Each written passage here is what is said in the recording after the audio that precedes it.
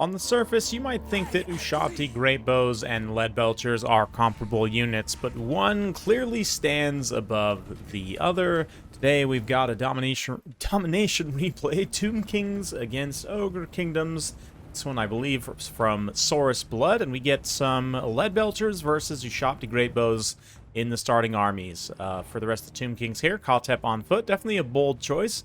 Tomb Guards with halberds as a nice front line to capture the center here on Broken Leg Gully. We've also got Blessed Legion coming out of reserves. The bugged OP Kepper Guard here with pure AP damage and Frostbite, which should be getting removed in the next patch, but we'll see.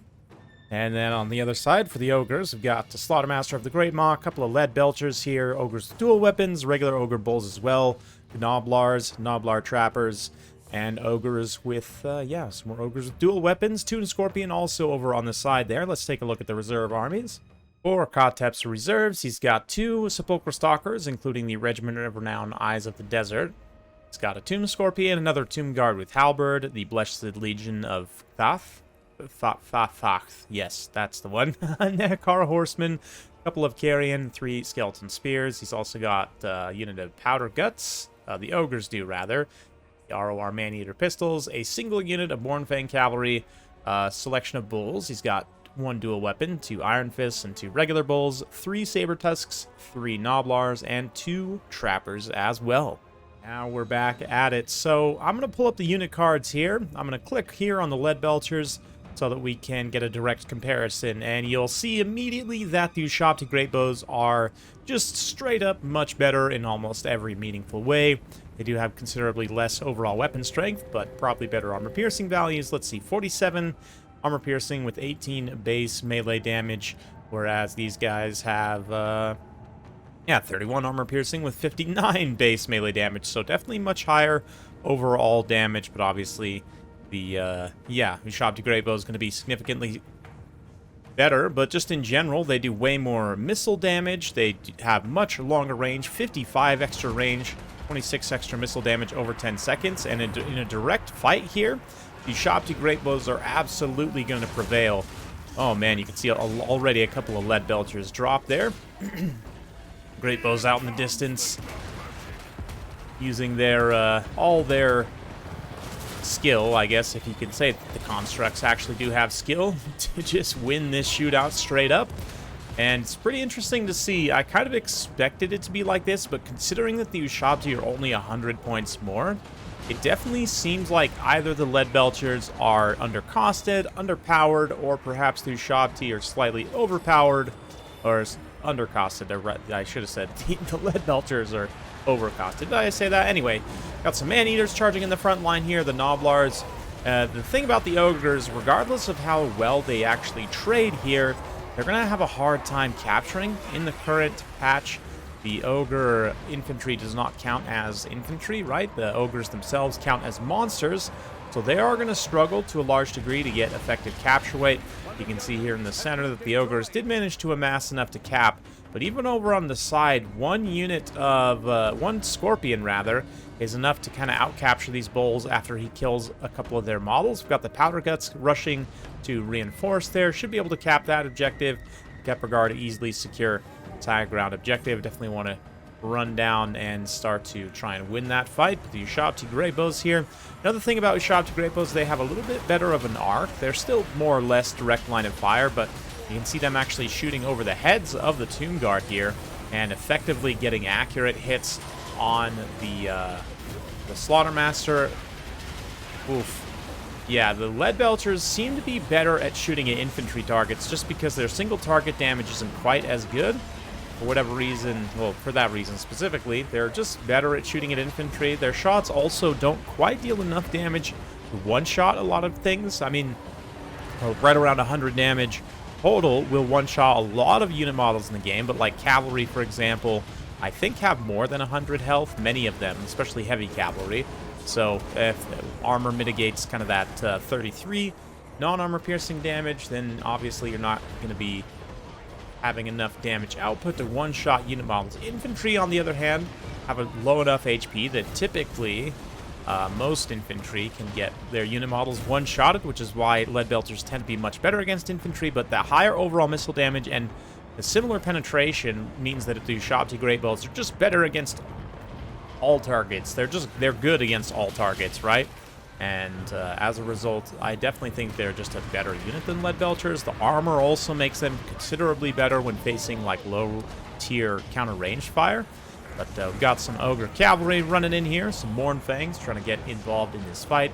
Gonna swoop up, try and just crump these Tomb Guards here. They can get a really decisive charge. The mass difference, in my experience, makes the Mournfang Cavalry kind of a hilarious... well, the Ogre Cavalry in general is hilarious, charging in a Skeleton Infantry, but there the Tomb Guards are able to hold up fairly well. Didn't even catch this, though. Blessed Legion get run down by some Saber Tusks and the dual hand weapon Bulls there. Great job.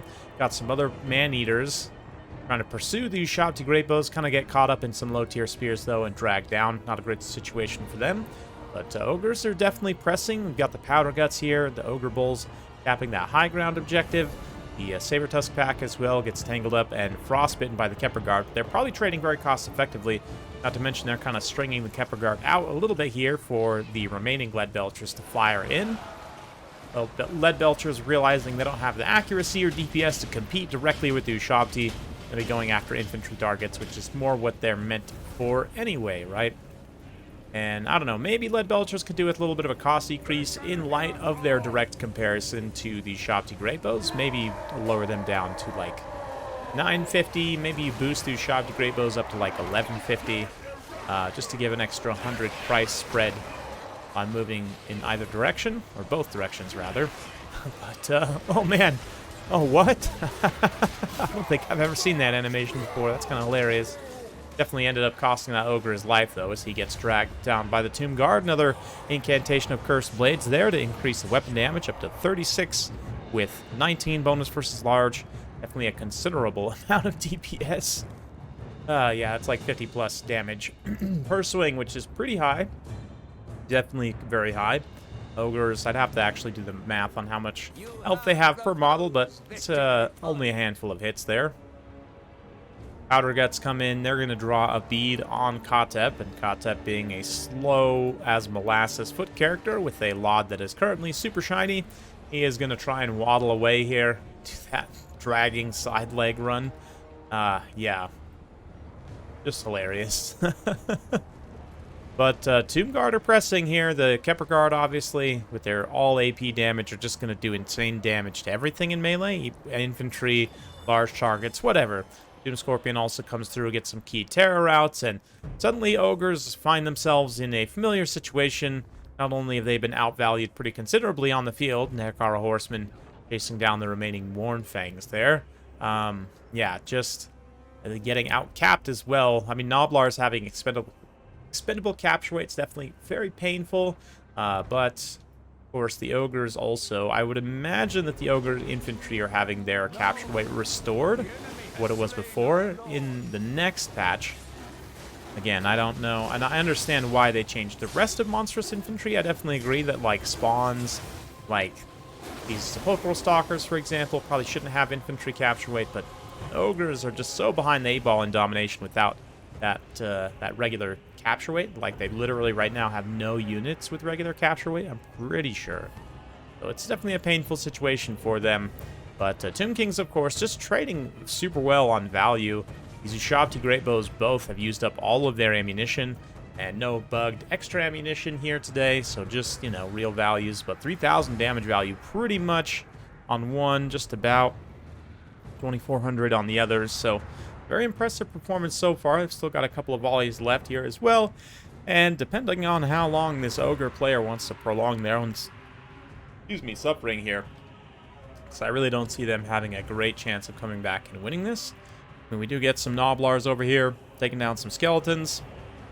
Actually trading reasonably cost-effective against Skeletons, but Ogres against Tomb Kings is just tough, man. Anyone who has unbreakable Skeleton Spearman infantry, basically. I mean, they're not technically unbreakable, but they're effectively unbreakable, right? Because crumbling really doesn't do any damage at all. Yeah, they're unbreakable spear infantry. You know, Skeleton Spearmen, Tomb Guards with halberds.